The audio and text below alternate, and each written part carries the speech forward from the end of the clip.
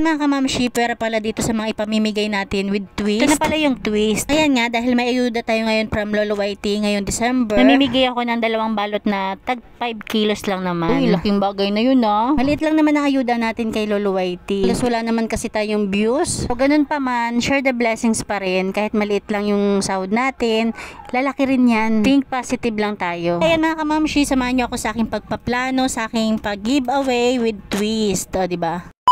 Ayan mga kamamshi, mga kapapshi, welcome back to my YouTube channel, Teresa Bisaya pero Bicolana. Ang inyong tenderang Bicolana. Display muna tayo, marami na kasing bungi-bungi. Bale, meron na rin kasi ako mga pinamili dyan na mga nakabox pa. Tapos na nga siguro ng isang araw yung mga pinamili ko sa Pure Gold, hindi ko pa rin na-display. Hindi rin kasi ganun kadali ang pagtitindahan. Pero syempre, kung nag-i-enjoy ka naman is masaya rin naman kahit nakakapagod. Kasi hindi naman perfect ang buhay. Talagang minsan may time na parang tamad kang kumilos. Ko ang ayaw na ayaw ko talaga ang pagdi-display. Pero sa umpisa lang naman, kapag naumpisahan ko na ang pagdi-display is okay na. Parang pagligo lang ba, nakakatamad. Pero pag naumpisahan naman na is masarap din naman. Charis, pero totoo yun. Diba? Sinong relate?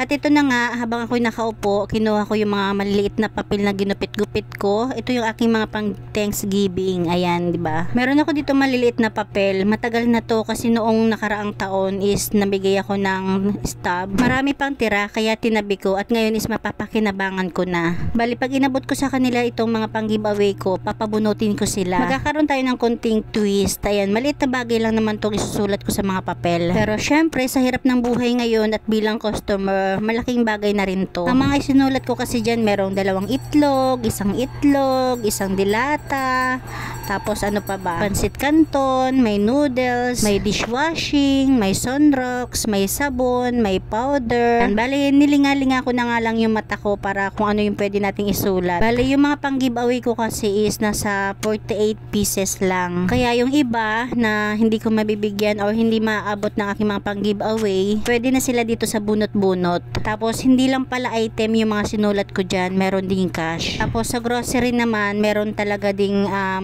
di ba, lahat simple lang. Tapos, merong medyo bigatin. Ganon din naman sa cash. Siguro yung 20 pesos ko is nasa 10 pieces. Tapos may 30, may 50, tapos may 100. Bali, dalawa lang yung 100. Yun lang kasi yung kaya natin. Siguro kung tatansyahin ko itong mga sinulat ko kasama na yung cash, siguro abot din siya ng 2,000 mahigit. Pero dahil item ko naman siya sa tindahan, hindi ko na yun mararamdaman. At saka okay lang yun. Paminsan-minsan lang naman to para magkaroon din naman tayo ng konting twist or kasiyahan. Tapos yung una nga, iniisip ko kung anong gagawin ko. Kasi diba mga box-box tong ipamimigay ko. Una ko naisip is ilagay sa loob para pag open nila makikita nila yung papel na may sulat. Ayan nga ina-action ko pa. Sabi ko halimbawa natanggap na nila yung box tapos pag open nila wow may papel ano na nakasulat. Diba? Ang taray. Ayan ganun din sa isang box na pang giveaway ko. In-example ko nga na pag open nila makikita nila yung papel. Kaya lang nung katagal-tagalan nagbago yung isip ko. Sabi ko ilagay ko na lang sa isang box. Kaya pala nagbago ang isip ko kasi meron ako pang giveaway dito na hindi naka-box. Ito yun di ba? Sabi ko paano kung mailalagay yung papel? Kaya yan, nilinisan ko yung meron akong available na box dito tapos dito ko na lang ilalagay. Punas-punas lang kasi papel lang naman ang ilalagay ko. At nakatapos nga yan, ayan, at nagtuloy-tuloy ako sa pagsusulat. Gagawin ko pala to, mag-uumpisa ako mga 20s na. Simple lang naman yung mga sinulat ko, yung tipong hindi tayo malulugi. Pero kahit malilit na bagay din to, pag pinagsama-sama, magkano rin. Pero okay lang yan. Habang nagsusulat nga ako dyan at nag-iisip ko ano mga pwedeng isulat, ay share pala ako sa inyo. Bali nung isang araw kasi pumunta ako ng bayan kasama ko yung bunso ko. Kasi syempre alam nyo na Christmas party. Kaya binilihan ko siya ng damit. O syempre buhay tindera, sinong relate dito na kapag may pinuntahan tayo tapos napadaan tayo sa palengke is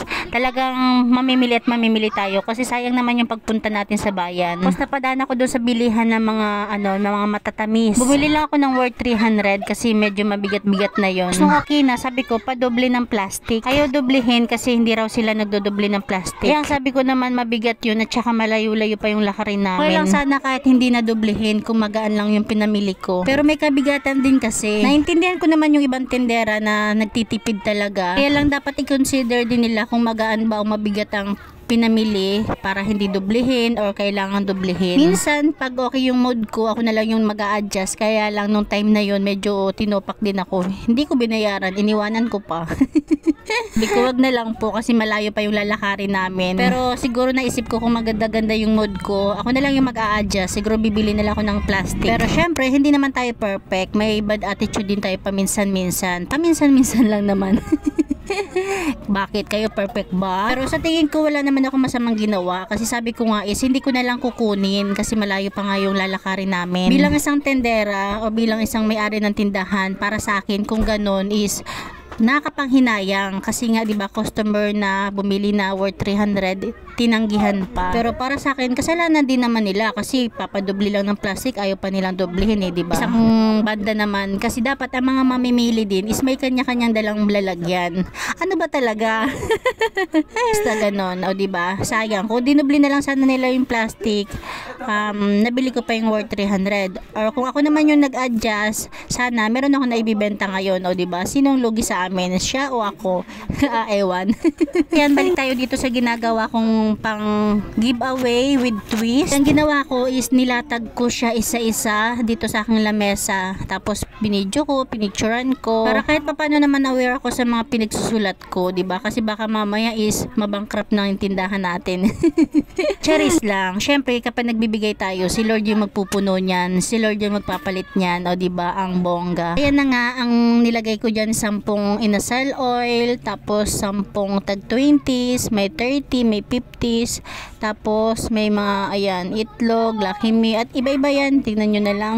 Kasi hindi naman talaga yan yung pang giveaway ko, nilagyan ko lang ng twist or konting excitement. Pinaka-expensive lang naman talaga dyan is yung oil inasal, tapos ano pa ba, yung grocery pack. Tapos meron din tayo dyan nilagay na chili garlic, yung cash na tag 100 pesos, 50, sa mga kananayan at katatayan lang pala yan, or sa madaling salita, para sa mga matatanda lang yan. Mga bata, dati-rati ang binibigay ko is item. Pero dati yun, nung mga nakalipas is pera na lang binibigay ko, tag 20s. Naku, napakarami talagang bata rito. Pero sa ngayon, ang pinagkakabalahan ko is yung mga pang-giveaway ko sa mga matatanda. Nakalangan ng kapatid ko yung mga sinusulat ko para doon sa mga hindi mabibigyan ng pang-giveaway ko. Pero sabi ko, yung mga bibigyan ko ng giveaway ng mga item, ng mga product na pinamili ko is papabunutin ko rin para kahit papano is may twist nga. Hindi ko naman talaga customer na solid, ayan, papabunutin natin. Ibig sabihin kahit hindi natin customer o customer man natin is pwedeng bumunot. Wala kasi tayo dapat pinipili sa pagbibigay. Saka napakasarap kaya nga sa pakiramdam na nagbibigay. Kasi andun talaga yung mas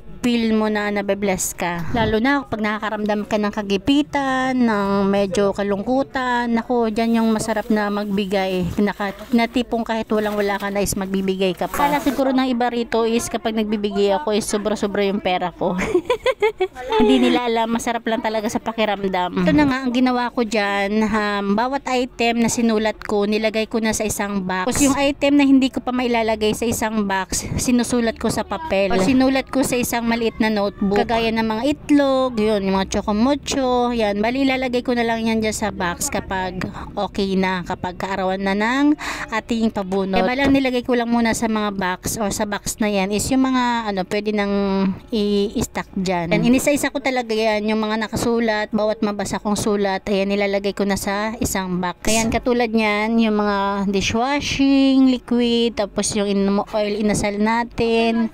Ayan, bali, hindi pa yan lahat kasi meron akong mga item na sinulat na wala dyan. Tapos yung oil inasal natin, talagang siniguro kung nakatayo kasi nga baka magtapon, sayang naman. Tapos bali ngayong December pala, meron tayong sahod from Lolo Whitey. Kaya pwera dito sa mga ipamimigay natin, meron akong napupusuan na 2 pamilya na pagbibigyan ko ng bigas. Bali isa pa lang yung napili ko, meron pang isa pero hindi ko pa alam kung sino. Kaya sana bago mag 25 makapili na tayo ng isa pa. Sana makuha nating isa is yung deserve na makatanggap ng blessings. Yayaman naman yung mga kapitbahay ko dito eh. Pero naniniwala ako na lahat tayo is may kanya-kanyang pagsubok, lahat tayo may kanya-kanyang problema. Wala naman kasing perfectong pamilya o pamumuhay. Tayo nakakaranas ng hirap, lahat nakakaranas ng paminsan-minsan is ginhawa, diba? Ganun pa man, huwag tayo mawalan lagi ng pag-asa. Na nga, i-update ko kayo kapag kaarawan na ng natin, pamigay ng giveaway, tapos with twist na bunot. Kaya lang mga kamamshi, thank you for watching. God bless you all and Jesus loves you.